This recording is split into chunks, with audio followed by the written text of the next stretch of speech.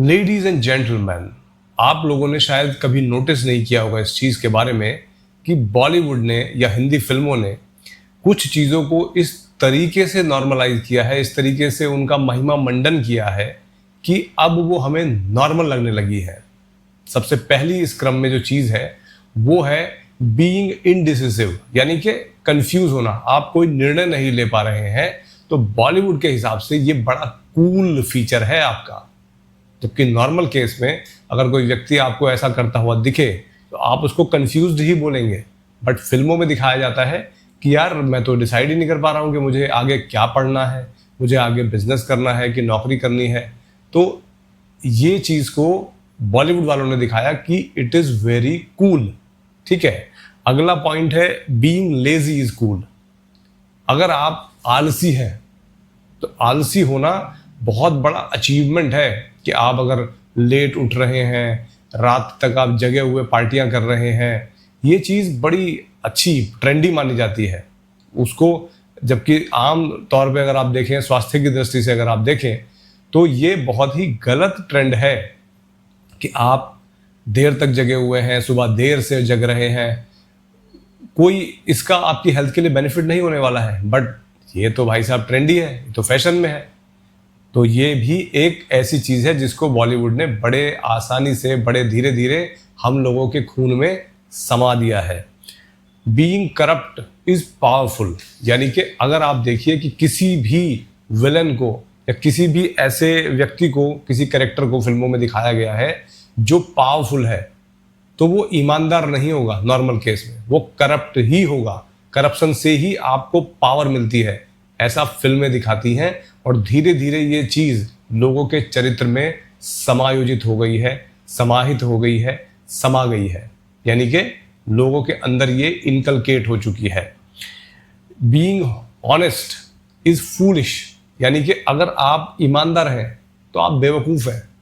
Normal भाषा में, आम बोलचाल में ऐसे लोगों को चूतिया कहा जाता है। कहते हैं ना कि भाई ये तो बिल्कुल, इसे कुछ नहीं पता दुनिया का। तो जो व्यक्ति ईमानदारी से अगर कुछ कर रहा है तो ना तो वो सरवाइव कर सकता है और ना ही वो कुछ समाज में उसकी कोई वैल्यू है। फिल्मों में तो एटलीस्ट ऐसा ही दिखाया जाता है कि भाई जो आदमी ईमानदार है वो तो बेवकूफ़ है। ये चीज़ भी फिल्मों ने और जो सीरियल्स वगैरह आते हैं उन्होंने दिखाया है। अगर आप किसी समाज में रहते हैं या किसी देश में रहते हैं, किसी राज्य में रहते हैं, वहाँ के नियमों को अगर आप फॉलो कर रहे हैं तो फिर आप हीरो नहीं हैं, फिर आप ट्रेंडी नहीं हैं, फिर आप कूल नहीं हैं। आपको ये सब बनने के लिए रूल्स को तोड़ना होगा। मैं कोई कानून नहीं मानता, मैं कानून से ऊपर हूँ, ये सब चीज़ें कहाँ दिखाई जाती हैं? आपको फिल्मों में दिखाई जाती है ना। तो ये चीज़ भी धीरे धीरे हम लोगों के कैरेक्टर्स में डाल दी गई है, ठूस दी गई है। अच्छे बाल अगर किसी के हैं या गोरी स्किन है किसी की तो ही वो सुंदर है। कोई व्यक्ति काला है, कोई व्यक्ति सांवला है, किसी के बाल अगर कर्ली हैं, किसी के बाल अगर नहीं हैं तो वो सुंदर नहीं हो सकता। ये परसेप्शन भी लोगों के दिमाग में डालने वाला कोई और नहीं है। ये परसेप्शन डालने वाले भी यही लोग हैं जो फिल्म बनाते हैं, फिल्मों को डायरेक्ट करते हैं, उनमें एक्टिंग करते हैं, उनमें पैसा लगाते हैं। यही लोग हैं। स्पीकिंग हिंदी, यानी कि हिंदी में अगर आप बात कर रहे हैं तो आप कोई बड़े आदमी नहीं हो सकते। बड़ा व्यक्तित्व कभी हिंदी नहीं बोलता। बड़ा व्यक्ति हमेशा इंग्लिश में बात करेगा, फर्राटेदार इंग्लिश बोलता है भाई। वो पढ़ाने का लौंडा तो अंग्रेजी में बात कर रहा है भाई। तो ये सब चीज़ें कहाँ से आई हैं? ये सब चीज़ें इन फिल्म वालों ने, इन एड्स वालों ने, इन मीडिया वालों ने सब लोगों के दिमाग में ठूसी है कि जब तक आप इंग्लिश नहीं बोल रहे हैं तब तक आप कूल नहीं हैं, तब तक आप फैशनेबल नहीं हैं, तब तक आप प्रोग्रेसिव थॉट्स वाले लोग नहीं हैं। साउथ इंडियन लोग हमेशा अय्यो ही बोलेंगे। साउथ इंडियन लोग हमेशा लुंगी ही पहनेंगे। अरे क्या साउथ इंडियन आदमी हमेशा ही लुंगी में ही रहता है? हमेशा वो अय्यो ही बोलता है? ऐसा तो नहीं होता होगा शायद। ऐसे कितने साउथ इंडियन लोग हैं जो शायद नॉर्मल पैंट शर्ट पहनते हैं, जीन्स टी शर्ट पहनते हैं। लेकिन नहीं, आप देखिए कि फिल्मों में जो साउथ इंडियन होगा, जो ट्रू कोर साउथ इंडियन आपको दिखेगा, वो अय्यो करता हुआ ही दिखेगा। सेम पंजाबियों के साथ है कि पंजाबी जो है भाई साहब, वो बल्ले बल्ले आहू आहू करता हुआ ही आपको दिखेगा। अरे भैया, क्या पंजाबी का यही काम है बस? पंजाबी को अपने जीवन में कोई बिजनेस नहीं करना, कोई धंधा नहीं करना ना? अरे पंजाबी इतने अच्छे अच्छे काम करते हैं, वो सिर्फ बल्ले बल्ले आऊँ आऊँ और तुम्हारी मजाक बनने का पॉइंट रह गए हैं क्या? लेकिन इन्होंने फिल्मों में क्या दिखाया कि भैया पंजाबी तो ऐसे ही होते हैं। ठीक है जी। Muslim is always helpful, good character, जवान का पक्का, दोस्तों का दोस्त। जबकि रियलिटी में क्या है? रियलिटी में तो आप सबको पता है कि क्या है। क्या मैं ये भी नहीं कह रहा हूं कि सारे मुस्लिम ऐसे ही होते हैं कि जो अच्छे नहीं होते। मुसलमानों में बहुत अच्छे लोग भी होते हैं, बट ये तो हर समाज की बात है। बट आपने मुसलमान को हमेशा ही एक बहुत अच्छा, सिद्धांतों का पक्का, 5 टाइम का नमाजी और पता नहीं क्या क्या दिखा दिया, जो कि बहुत ही गलत ट्रेंड है। एक चीज और बहुत ही ज्यादा घातक, बहुत ही ज्यादा घातक, महिलाओं के लिए खास तौर पे महिलाओं ने इस चीज को समझा ही नहीं है कि उनकी किस तरीके से इन फिल्म वालों ने बैंड बजाई है।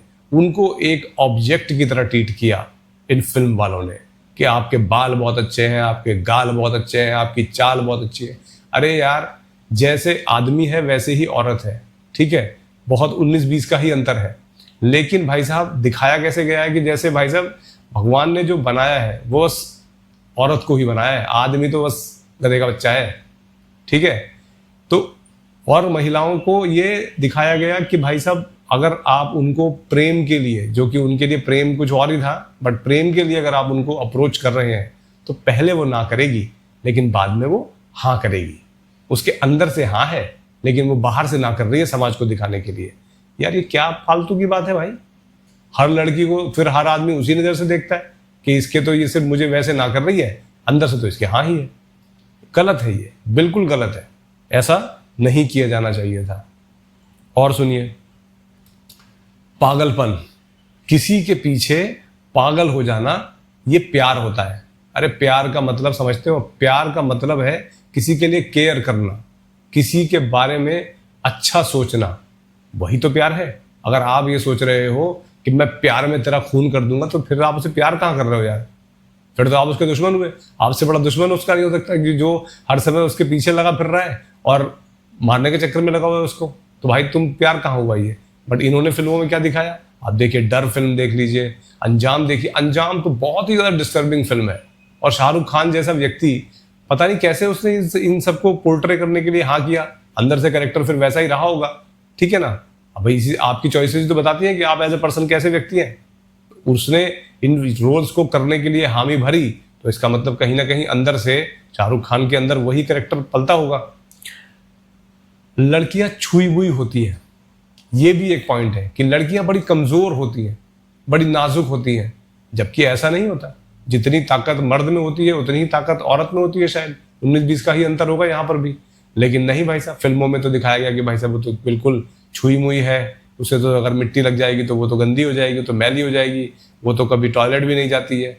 अरे यार, तुम क्या दिखाना चाहते थे भाई? क्या प्रूव करना चाहते थे? और शादी करके आदमी फंस जाता है, ये भी फिल्म वालों ने ही दिखाया कि भाई, इवन पिक्चर बना दी गई है इस चीज पर भी कि शादी करके फंस गए यार, शादी करके फंस गया। तो भाई शादी करके अगर आप फंस गए, तो ये जो दुनिया में इतनी शादियां हो रही हैं, ये कैसे हो रही हैं, क्यों हो रही हैं, क्यों कर रहे हैं लोग शादियां? हर धर्म में शादी होती है, और शादी एक ऐसा इंस्टीट्यूशन है जो परिवार को और समाज को आगे बढ़ाता है। तो इसमें गलत क्या है? इसे फंसने वाली क्या बात है? अगर दो लोग एक जैसी सोच वाले एक साथ रहेंगे तो पूरे जीवन आराम से रह सकते हैं, उसमें कोई चैलेंज नहीं है। तो उम्मीद करता हूं कि ये जानकारियां आपको अच्छी लगी होंगी। इस पर एक बड़ी लंबी सी सीरीज बनाई जा सकती है, इनको डिटेल में डिस्कस किया जा सकता है। आने वाले वीडियोज में ऐसा करने का प्रयास भी करेंगे। Thank you very much for your time. नमस्ते।